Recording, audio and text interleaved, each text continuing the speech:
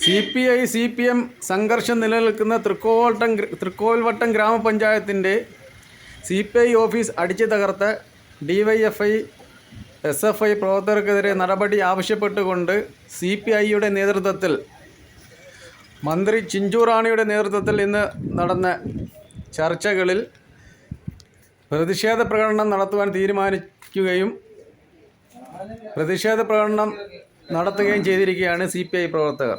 പ്രദേശത്ത് വൻ സംഘർഷാവസ്ഥ നിലനിൽക്കുന്നതിനാൽ പോലീസിനെ അവിടെ വിന്യസിച്ചിരിക്കുകയാണ്. തൃക്കോട്ടം ഗ്രാമപഞ്ചായത്തിൽ CPI CPM സംഘർഷാവസ്ഥ നിലനിൽക്കുന്നു. CPI ഓഫീസിൻ്റെ ഗ്ലാസുകൾ തല്ലി തകർക്കുകയും CPI പ്രവർത്തകർക്ക് പരിക്കേൽക്കുകയും ചെയ്ത് ഒന്നിൽ കൂടുതൽ CPI പ്രവർത്തകർക്ക് പരിക്കേൽക്കുകയും ചെയ്തിട്ടുണ്ട്. അതിനാൽ സംഘർഷാവസ്ഥ നിലനിൽക്കുകയാണ്.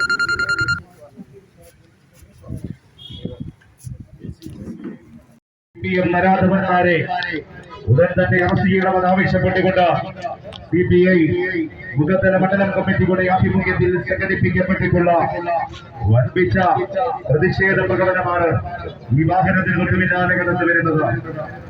മുഖത്തലയുടെ മണ്ണിൽ രാത്രിയുടെ മറവിൽ ഗുണ്ടാവിളയാട്ടത്തിനും ആക്രമണങ്ങൾക്കും നേതൃത്വം കൊടുത്ത